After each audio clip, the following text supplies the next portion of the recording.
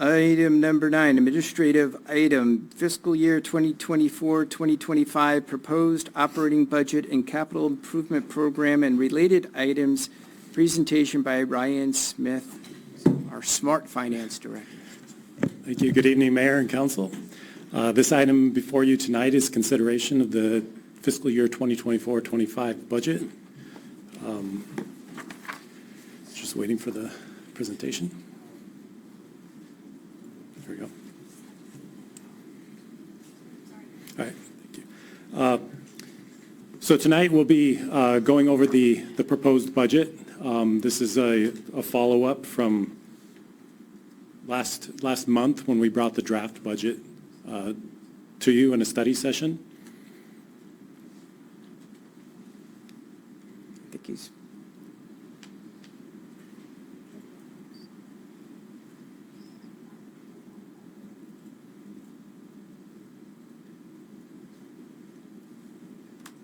having a little technical issue. We'll be right with you. Stand by. I'm sure you have this memorized, don't you? Sure.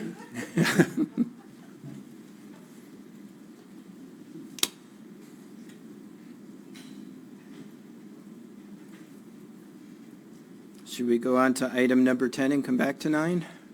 Do you want to give us a few minutes to figure this out really quick? Well, should we go to 10 or do you need time? You know what, you want a 5-minute recess? That's right, I don't need a PowerPoint for 10. Okay, we're going to jump to item number 10.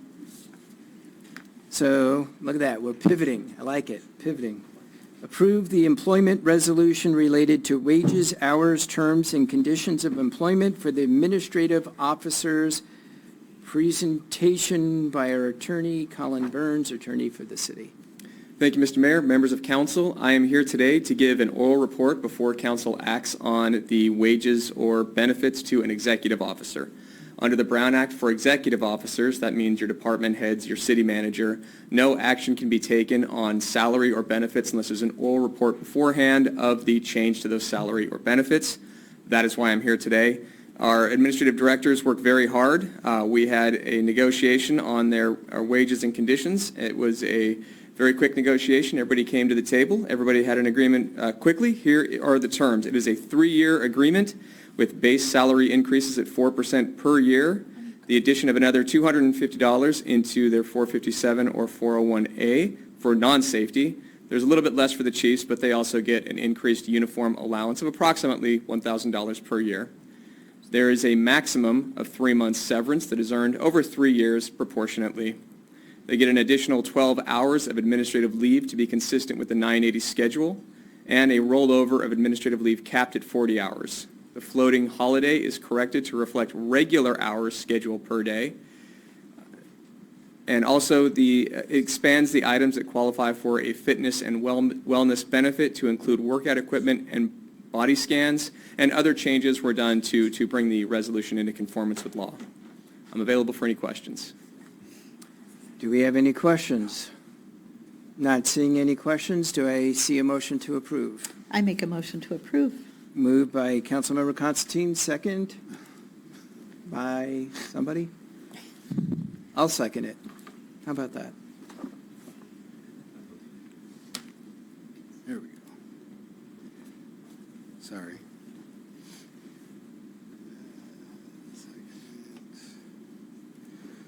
Open. And let's vote.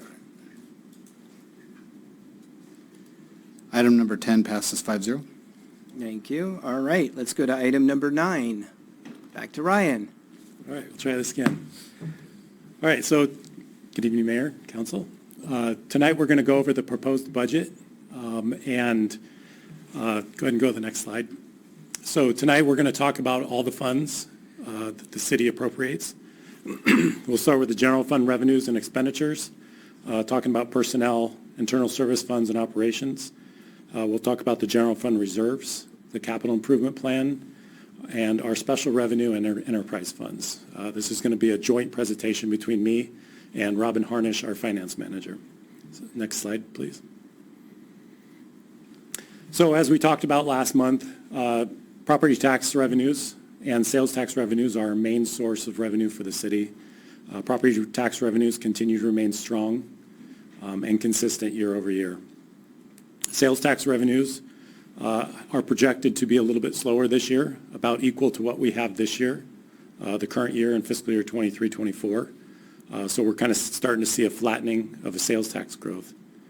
The economy is starting to see signs of an economic slowdown, and we're seeing minimal revenue growth. The capital improvement plan continues to have a rise in immediate short-term needs for our capital improvements. Next slide.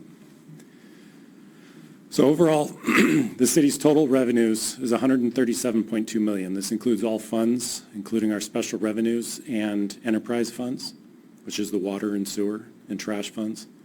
Total expenditures is $161 million, and that's a net impact of $24.4 million use of reserves this year.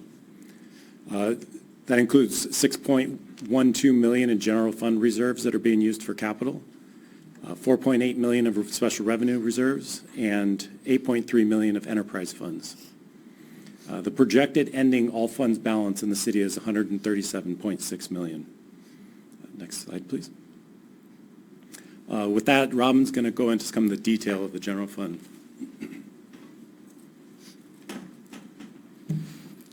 Hello, Mayor and Council. Good evening. Welcome, Robin. Thank you. All right, so as we discussed, general fund revenues are at $80 million for the proposed budget. That is 1.69 higher than our revised budget current year, and it's $563,000 higher than what we brought to the budget workshop last month. The majority of that increase is from licenses and permits and charges for services, which were both impacted by the fee study.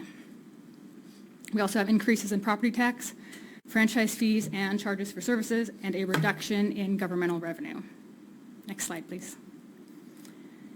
And this gives you a visual of our primary revenue sources: property taxes, sales tax, and Measure HH. And then the chart to the right just shows you the growth in revenues over the years. Next slide. For operating expenses, $78.65 million is what we're looking at for next fiscal year. That's 5.57 higher than the revised budget this year, and $106,000 higher than our draft that we brought to you last month. And that's mainly because of internal service fund allocations that were increased, mainly for IT, and then some small increase to medical services. We also had overall increases in departments. Next slide, please. And another comparison for you, breakdown of our appropriations by department, and then the rise in expenditures over the years. Next slide. All right, this gives you a breakdown of operating expenditures, personnel, and internal service fund allocations. As you can see, the greatest increase is going to be from personnel. Next slide. So personnel is increasing $4.48 million, and that does include, that's compared to the current year, that does include estimated MOU increases, full year of compensation, steady increases, step increases, and the addition of one full-time equivalent in the city clerk department. We also have a recommendation for a resolution to amend the salary schedule, adding 2 new classifications. And then, no, you're good. Unless there's any questions. All right. And then general fund expenditures for internal service funds increased $208,000 from the prior year, mainly due to fleet and IT software costs. And that also includes $8.3 million for CalPERS UAL, which is $1.4 million higher than the current year. Next slide. Operating expenditures, so department specific, increased $877,000 compared to the current year. Maintains current service levels. It includes $3 million additional pension payment and $2.5 million in debt service payments. The rest is just inflationary cost increases. So overall, we're looking at projected $80 million for revenues, $78.6 million operating expenses, it leaves us with a 1.5 million operating surplus. General fund CIP transfers are 7.6 million. That's a net impact of 6 million to fund balance. And then touching briefly on special revenue funds, we're looking at 7 million in revenues, which is 500,000 about higher than the current year revised budget, and then 12 million in expenditures, which is about 5 million more than the current revised budget. The majority of that is coming from large street and signal CIP projects. Enterprise funds, we have the water fund, which is revenues almost 20 million, expenditures 24, and it's going to leave a projected ending fund balance of just over 30 million.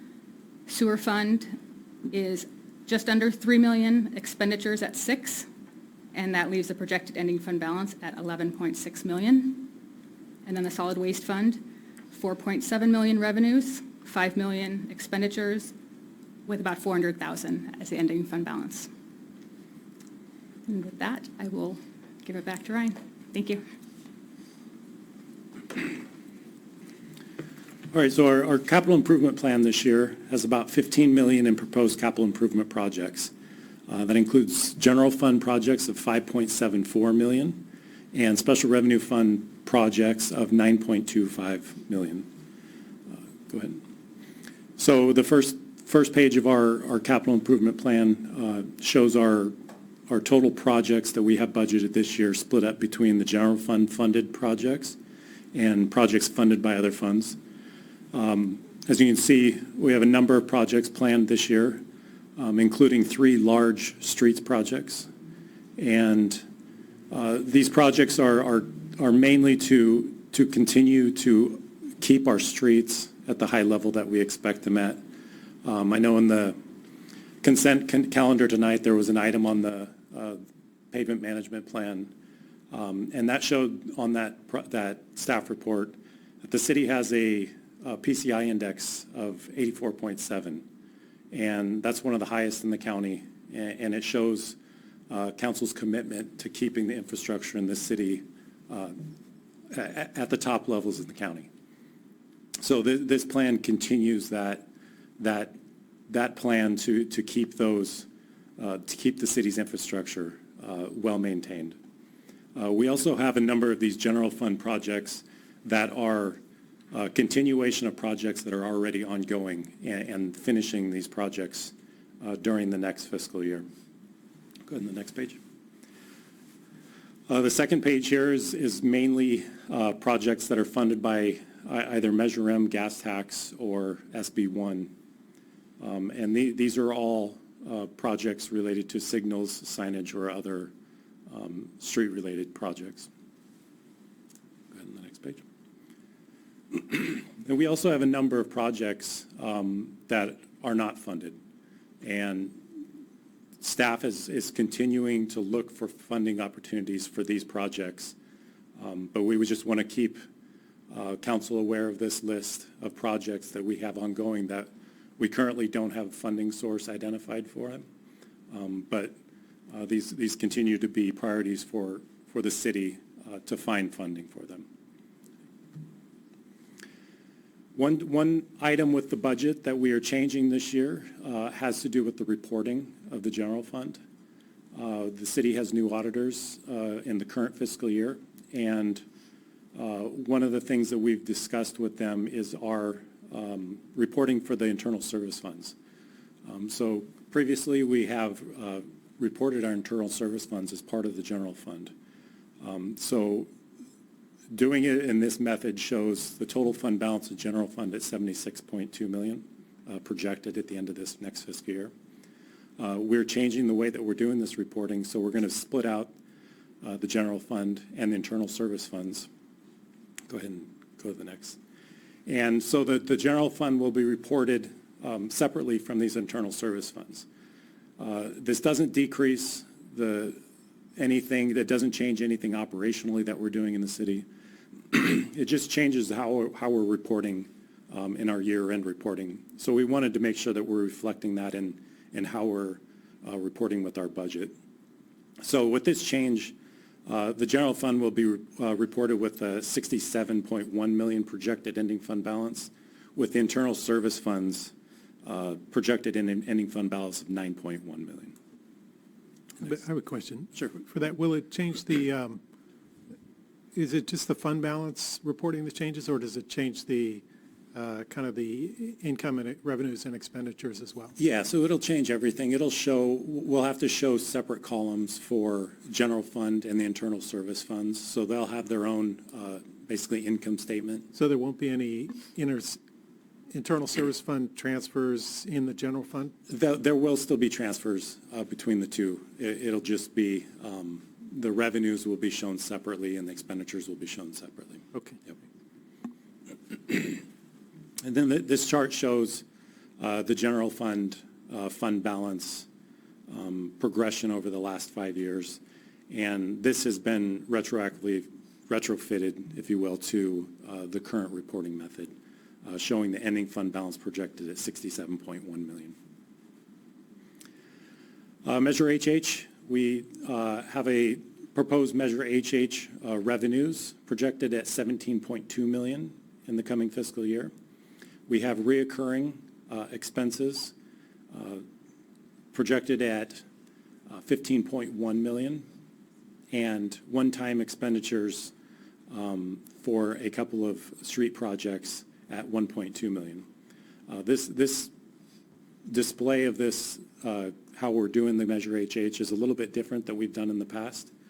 And this was really an effort to make sure that we're matching up our short-term Measure HH funds, which Measure HH expires in 2036, matching those funds up with short-term expenditures. We don't want to be funding ongoing operating expenditures with money that's going to essentially disappear and expire in 2036. So we're trying to match up the funds that we have now with expenditures that we have now that will no longer be there when Measure HH funds expire. The 20-year plan with the 2024-25 budget stands as a basis for the projection. There's minor changes that have occurred since the prior year. And with the inclusion of the fee study revenue since the draft budget last month, we now have a small operating surplus projected at the end of Measure HH in 2036-37. Along with the budget, one of the items that we're required to do every year is adopt a GAN limit. This is a state requirement that makes sure that we're not overspending ourselves as a city. So this year we have a calculated GAN limit of 180.6 million. And our budget appropriations that are subject to that limit based on the calculation is only 61.9 million. So we're well under our limit that the state allows. We also are adopting a water and utility service charge, and that's charges to the water and sewer funds for the work that city staff does for those funds. So this year it's calculated at 2.1 million. That'll be transferred from those funds into the general fund for the use of city property and services that are provided to those enterprise funds. So the next steps that we have, we'll prepare and publish the budget book once adopted. We'll submit the budget book for GFOA award certification, and the new fiscal year will begin on July 1st. Just to kind of sum up the budget this year, the budget is continuing our service levels. We haven't made any cuts to service levels. We've prioritized our public safety and infrastructure within the city to continue to provide the services and the infrastructure that the city is used to. So we've cautiously optimistic on the coming year.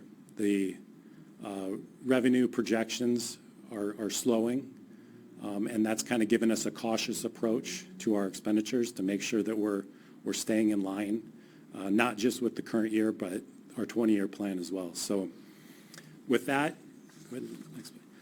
Staff's recommendation is that the City Council approve alternative number 1, which is to adopt a resolution adopting the annual budget and capital improvement program.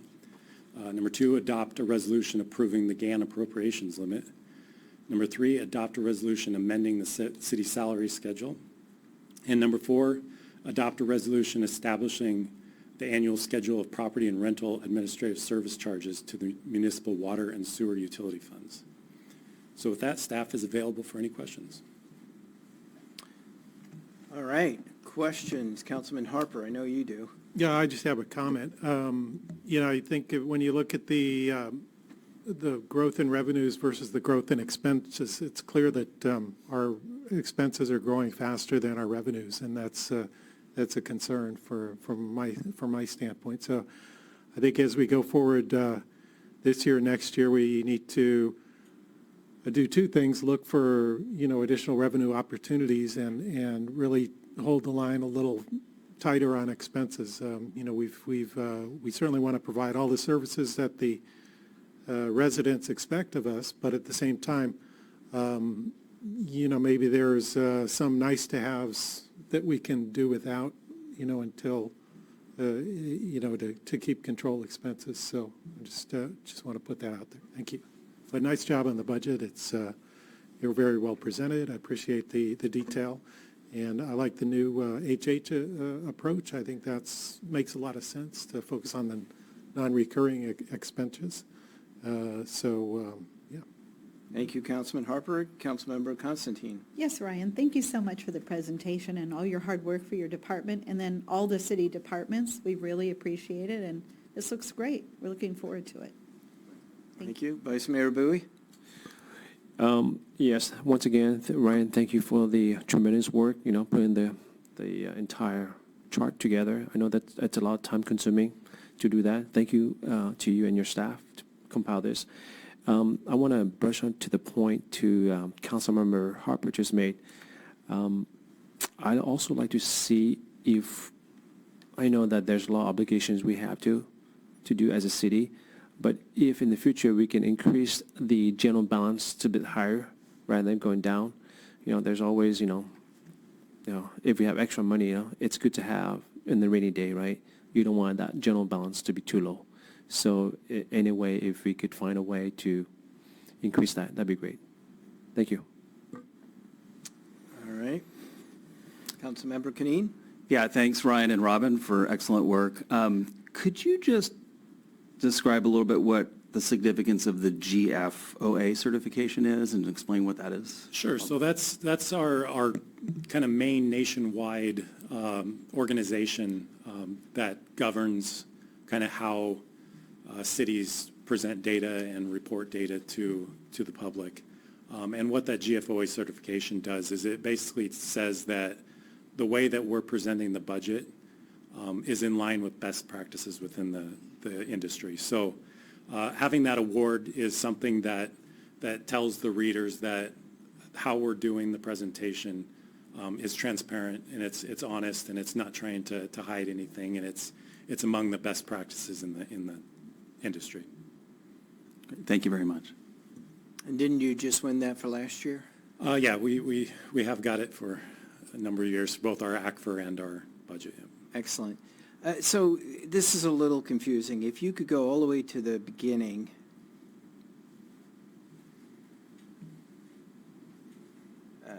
Keep going. Yep, go back one.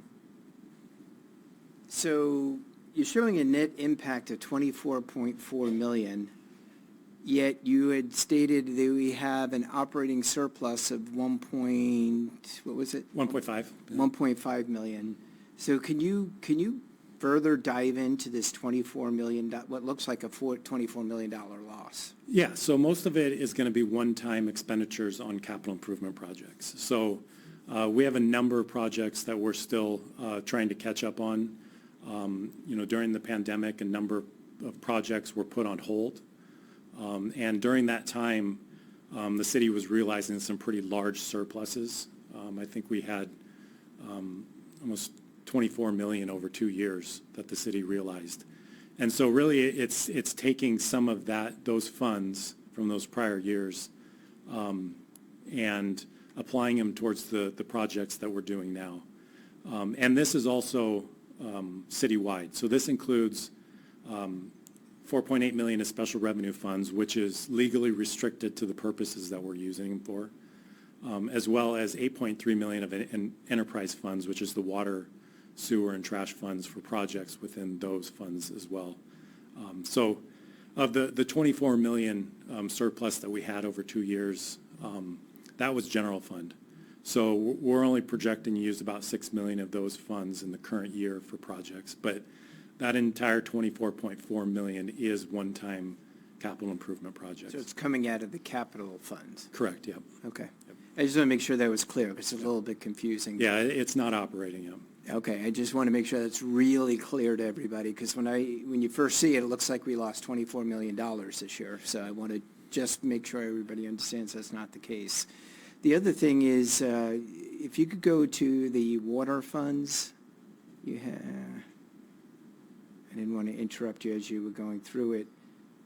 Wait, yeah. So why on the water fund are we spending, and on the sewer fund, and spending the expenditure so much more than the revenues? Again, those are going to be the capital projects. Okay. So they're one-time capital expenditures. So this was planned? This was planned. These are projects that need to happen. Making sure. Yeah. All right. Yep. That's clear. And then the 402,000 in the solid waste fund, that seems like a low dollar amount compared to the revenues and expenditures. Is there any concern in that area? There's a little bit of, there's about a little under $1 million being used of reserves there this year for those one-time projects. But I think long-term, we're still in good shape, and we should be able to build that reserve levels back up. Okay. This is really related to one-time projects that we have. So we have a lot of capital projects. I know that there was concern of the HH committee in the past that we were overfunding some of these capital funds. But I think we're showing that we're using them and using them appropriately. Yeah. So that's good. Okay. I have no other questions. Does anybody else have a question? Not seeing any. Do I hear a motion to approve the budget? I make a motion to approve the budget. We have a motion from Councilmember Constantine, second. I'll second. Second by Councilman Harper. Let's vote. Ryan, excellent job. You and Team Robin, great job. I just wanted real quick, this is a citywide effort amongst all departments that put so much time into this. So it's not just the finance department, although we do put a lot into it. All departments, and I know there's a lot of city staff here as well, that put a lot of time into it. So it's really across City Hall that does this work. So No, I appreciate you saying that. And now that you have all this free time that the budget's done, now you could work on closing the year. yeah, So- exactly. All right, thanks, guys. Item number 9 passes 5-0. Oh, thanks, Rick. All right,